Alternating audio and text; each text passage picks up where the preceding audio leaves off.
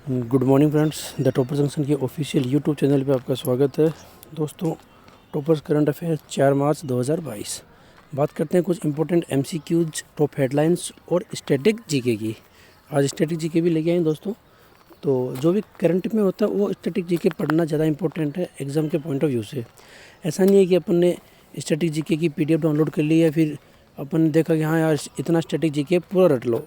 तो दोस्तों, वो पूरा कंप्लीट रटने से कोई फ़ायदा नहीं है। अगर अपन बात करें एग्ज़ाम्स की, तो जो भी कंपटीशन एग्ज़ाम है फ़िलहाल कोई भी शेड्यूल्ड नहीं है, और जो भी एग्ज़ाम शेड्यूल्ड हैं वो है जून के बाद में।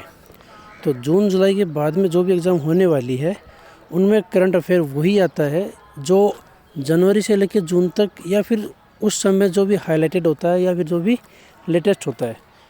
तो बात कर लेते हैं दोस्तों आज के करंट अफेयर की 4 मार्च 2022। पहला क्वेश्चन है अपना, निम्नलिखित में से किसे बीसीसीआई का नया महाप्रबंधक, जनरल मैनेजर बोलते हैं दोस्तों इसको, ठीक है। तो महाप्रबंधक किसे चुना गया है, किसे नियुक्त किया गया है। अपॉइंटमेंट से रिलेटेड है, और अपॉइंटमेंट से रिलेटेड दोस्तों याद करने के लिए करंट अफेयर अब मैंने आपको बताया था कि भी आपको क्या करना है, एक पेज पे अपॉइंटमेंट्स लिखना है, जितनी भी नियुक्ति हुई है उनको एक साथ लिखना है, और एक साथ लिखने के बाद में उनको जो भी डिपार्टमेंट और डिपार्टमेंट के आगे उसको नाम लिख लीजिए। उससे क्या होगा, रिवीजन करने में आसानी होती है। एक तो अपन क्या है कि भाई सारे अपॉइंटमेंट्स पढ़ते हैं, अगर आप ऑप्शन से एमसीक्यूज में पढ़ते हो तो कन्फ्यूजन होने के चांसेस पूरे हैं।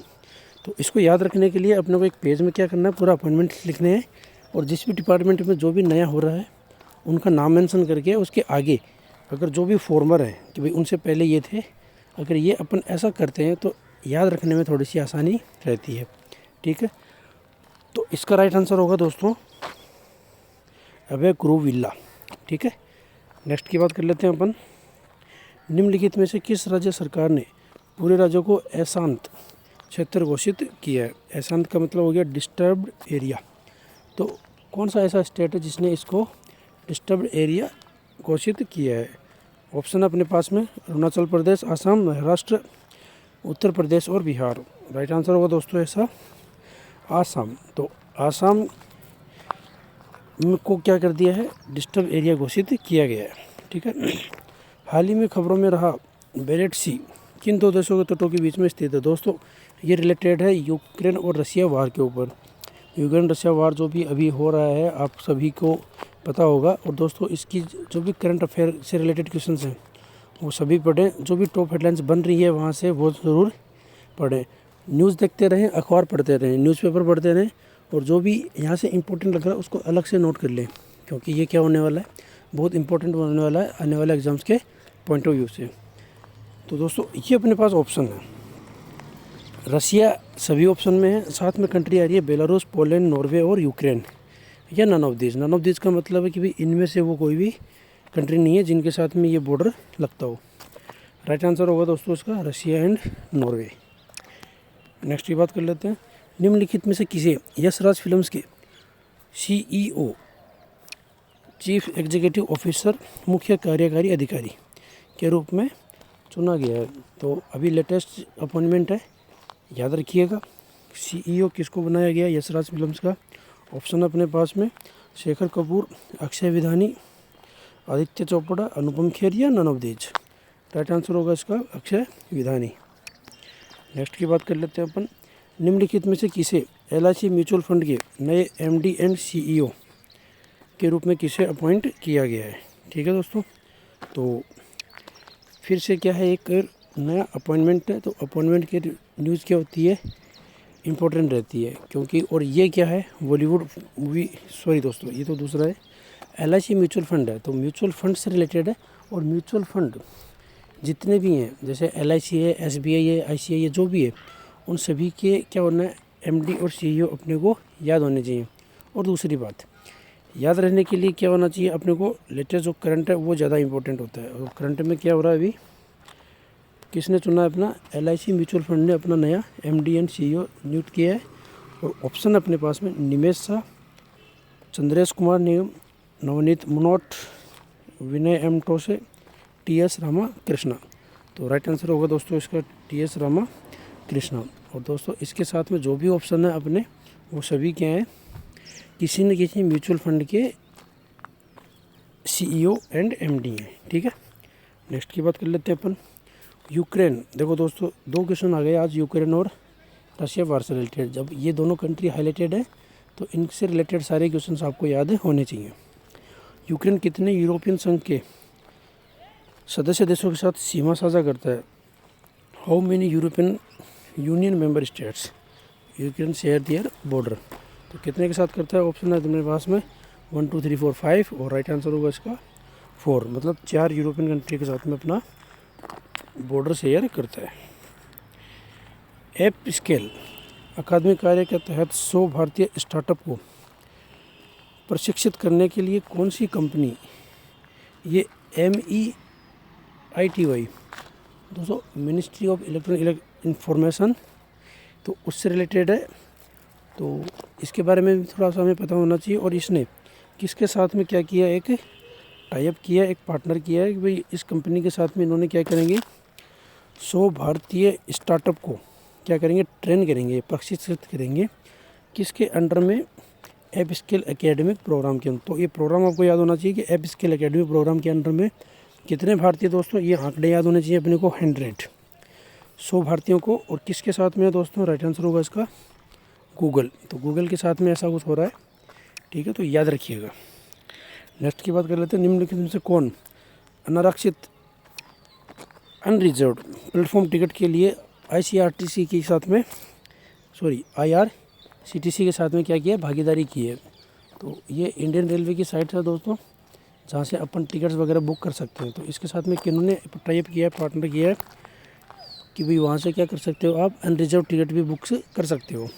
ऑप्शन अपने पास में अमेज़न पे, फ़ोनपे, पेटीएम, गूगल पे या व्हाट्सएप पेमेंट। करेक्ट आंसर होगा दोस्तों इसका पेटीएम।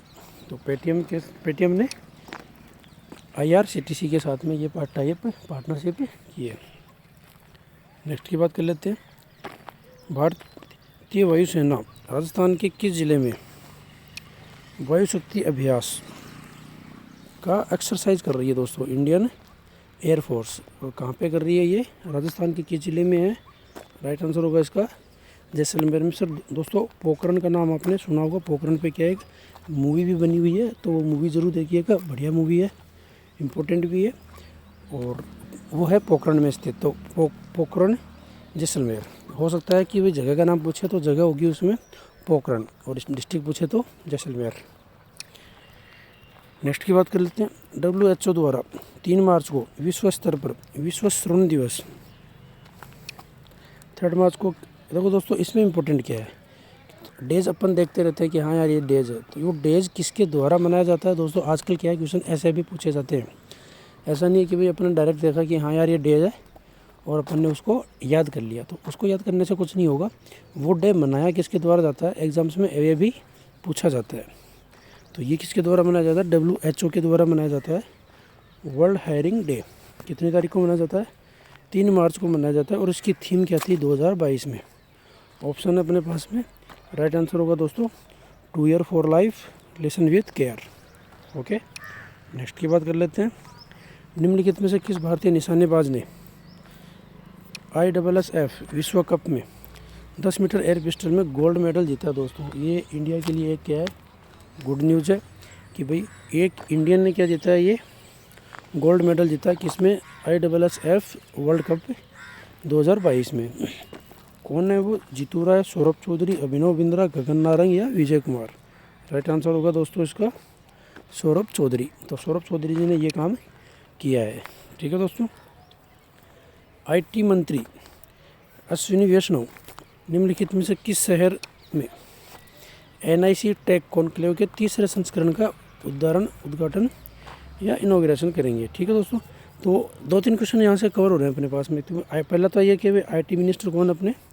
अश्विनी वैष्णव। किस शहर में, किसके साथ में कर रहे हैं दोस्तों? NIC टेक कॉन्क्लेव का। और कौन सा एडिशन है दोस्तों? ये 3rd एडिशन है। सभी चीज़ें याद रखिएगा, ठीक है। कौन सा सिटी में हो रहा है ये? अहमदाबाद, न्यू दिल्ली, मुंबई, कोलकाता या इंदौर? राइट आंसर होगा इसका न्यू दिल्ली। तो ये कहाँ हो रहा है? नई दिल्ली में हो रहा है।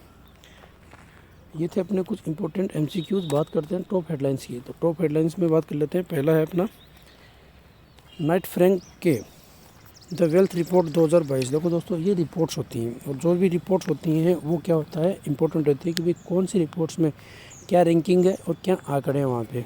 ठीक है, तो ये रैंकिंग किसकी है, सबसे अमीर अरबपतियों की।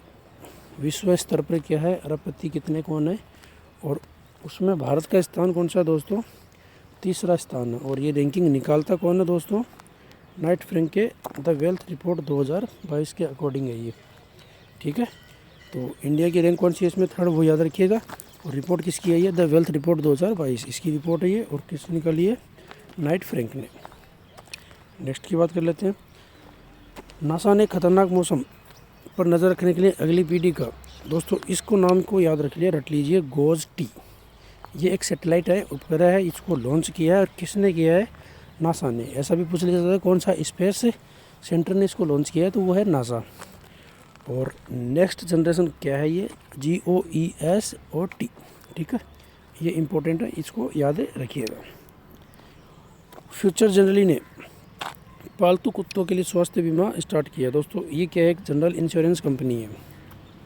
अब नाम से ऐसा लग नहीं रहा होगा कि इंश्योरेंस कंपनी हो सकती है, लेकिन ये क्या है, फ्यूचर जनरली एक इंश्योरेंस कंपनी। और इन्होंने हेल्थ इंश्योरेंस प्लान किया, किसके लिए थे, पेट डॉग्स के लिए, जो पालतू कुत्ते होते हैं उनके लिए। तो ये भी एक अच्छी खबर है इंश्योरेंस कंपनी की तरफ से। तो इसको भी याद रखिएगा कि भाई ऐसा पूछ सकते हैं कि भाई कौन से जानवरों के लिए क्या है, पालतू कुत्ते होते हैं, पालतू बिल्ली होती है, तोते होते हैं, बहुत सारे जानवर हैं जिनको आजकल घरों में पाला जाता है। तो ये भी अपने पास ऑप्शन में आ सकते हैं। ठीक है, अगले विकास चरण के डिजिटल परिवर्तन के लिए महिंद्रा ने गूगल क्लाउड के साथ में क्या की है, साझेदारी की है। ये एक पार्टनरशिप है, किस किस के बीच में है, महिंद्रा और गूगल क्लाउड के बीच में है। डिजिटल ट्रांसफॉर्मेशन के लिए है, नेक्स्ट ग्रोथ के लिए। ओके, तो ये भी अपने को पता होना चाहिए, ये भी अपने को याद होना चाहिए। स्टैटिक जीके की बात करते हैं।